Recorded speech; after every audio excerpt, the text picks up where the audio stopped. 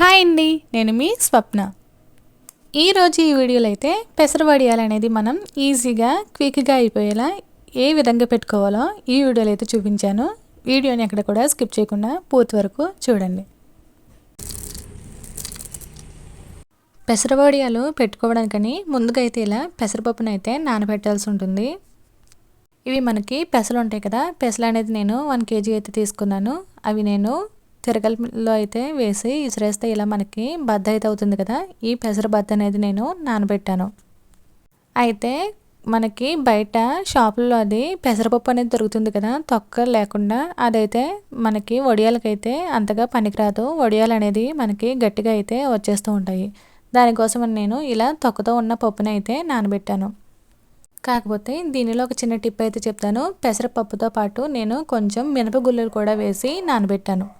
చూస్తున్నారు కదా, ఒక 1/2 kg పెసరపప్పుకి అయితే నేను ఇలా కొంచెం ఒక గుప్పెడు అనుకోండి, ఇలా కొంచెం అయితే మినపగుళ్ళు వేసి పెసరపప్పుతో పాటు నేను నానపోసేసాను.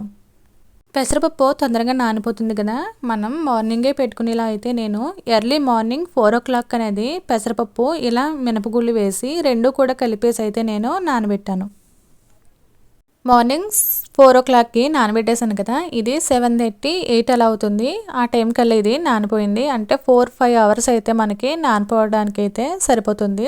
తర్వాత నేను ఈ తొక్క అంతా కూడా పోయేలా క్లీన్గా శుభ్రంగా అయితే నేను ఇదంతా కూడా తొక్క పోయే విధంగా అయితే నేను ఈ పప్పుని కడిగేస్తున్నాను. చూసారు కదా, నీట్గా ఇలా పొట్టు అంతా పోయే విధంగా మొత్తం గ్రీన్ కలర్లో ఉన్న పెసర పొట్టు అంతా కూడా పోయింది కదా, ఇలా నీట్గా అయితే మనం కడిగేసుకోవాలి.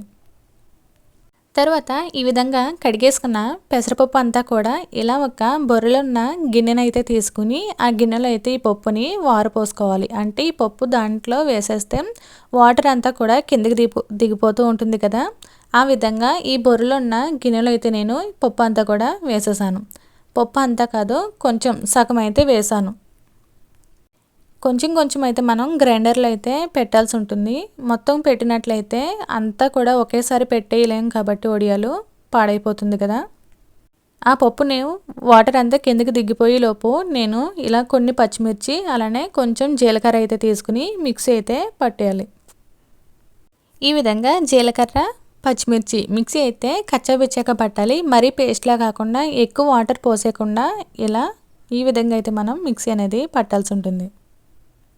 కొంచెం పప్పు అయితే ఇలా వాటర్ అంతా కిందకి దిగిపోయింది కదా, ఆ కొంచెం అంటే నేను నానబోసిన మొత్తం పప్పు అయితే కాదు, దానిలో కొంచెం పప్పు అయితే పెసరపప్పుని ఇలా గ్రైండర్లో అయితే వేసి మొత్తం కూడా మెత్తగా అయ్యేలా, మరీ పలచగా కాదు. వాటర్ ఎక్కువగా పోస్తూ ఉన్నట్లయితే వడియాలు పెట్టడానికి అనేది మనకి వీలైతే కుదరదు. ఇలా నేను పిండిని ఈ విధంగా ఒక గిన్నెలోకి తీసుకుని దానిలో కొంచెం టేస్ట్కి తగినంత సాల్ట్ వేసాను. అలాగే మిక్సీ పట్టాం కదా పచ్చిమిర్చి జీలకర్ర, అవి కూడా వేసి నేను కొంచెం అయితే వేసి ఇలా మొత్తం కూడా మిక్స్ చేసేసాను. ఇలా ఈ కవర్ అయితే నేను తీసుకున్నాను. ఈ కవర్ మీద వడియాలు అయితే పెడతాను. 1/2 kg చెప్పాను కదా పప్పు, 1/2 kg అంతా కూడా నేను ఒకేసారి గ్రైండర్లో అయితే వేయలేదు. కొంచెం వేసుకుని ఇలా కొంచెం దాంట్లో మనం పచ్చిమిర్చి జీలకర్ర కలిపాం కదా, ఆ పేస్ట్ అలానే కొంచెం సాల్ట్ వేసుకుంటూ ఇలా వడియాలు అనేది పెట్టుకుంటూ ఉండాలి. మినపప్పు ఒక గుప్పుడు అనేది కలిపాం కదా, ఆ పప్పు ఎందుకు కలిపామంటే వడియాలు ఇలా చేత్తో పెట్టడానికి లేట్ అవుతుంది. అలా అయితే మినపప్పు వేయడం వల్ల ఇలా పెసరపప్పు మనకి తొందరగా విరిగిపోకుండా ఉంటుంది కదా, దానికోసమని కొంచెం మినపప్పు అయితే వేసాను. ఈ విధంగా వడియాల్ని పెట్టుకోవడమే చేత్తోనే కాదు, కవర్తో కూడా పెట్టుకుంటే ఫాస్ట్గా అయిపోతుంది. అది కూడా ఇక్కడ చూపిస్తున్నాను చూడండి. ఈ విధంగా ఒక కవర్, ఇవి మనకి ఫాల్స్కి అది వస్తూ ఉంటాయి కదా కొంచెం స్ట్రాంగ్గా ఉన్న కవర్లు, ఈ కవర్ నేను తీసుకుని ఒక చివర అయితే మాత్రం నేను చిన్న హోల్ అనేది పెట్టాను. ఈ కవర్లో అయితే నేను ఈ రుబ్బిన పిండి అంతా కూడా కవర్లో వేసేస్తున్నాను. ఇప్పుడు చూడండి, ఈ కవర్తో వడియాలు పెడుతూ ఉంటుంటే ఇంకా ఫాస్ట్గా అయితే మనకి అయిపోతూ ఉంటుంది. ఒక చివర అయితే కన్నం పెట్టాం కదా, ఆ చివరికి ఈ పిండి అంతా వచ్చేలా ఒకవైపుకి అయితే తీసుకుని ఈ విధంగా మనం పెడుతూ ఉన్నట్లయితే వడియాలు స్పీడ్గా అనేది అయిపోతాయి. ఎక్కువ మంది కూడా అవసరం అనేది ఉండదు. కాకపోతే పైకి ఇలా సూదిగా అనేది వస్తుంది కదా, దాన్ని మనం కొంచెం కిందకి చేసుకోవడమే. ఎక్కువ మనకి మనుషులు అనేది ఎక్కువ హెల్ప్ చేయడానికి ఉంటే చేత్తో పెట్టుకోవచ్చు. అలా కాదు తొందరగా అయిపోవాలి అనుకున్నా సరే మనం ఇలా ఈ టిప్ యూస్ చేసి ఇలా ఈ విధంగా కవర్తో అనేది ఒకసారి పెట్టయితే చూడండి. నాకైతే హ్యాండ్ యూస్ చేసి పెట్టడం కన్నా ఇలా కవర్లో వేసి పెట్టడం అయితే కొంచెం స్పీడ్గా అయితే మనకి పని అనేది తొందరగా అయిపోయింది.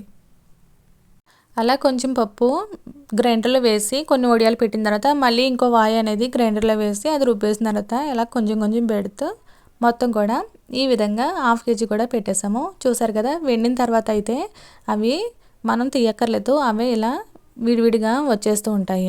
1 డే అంతా మొత్తం కూడా ఉంచేస్తే ఇది ఎలానో సమ్మర్ కదా, ఈ విధంగా అయితే మనకి వచ్చేస్తుంటాయి.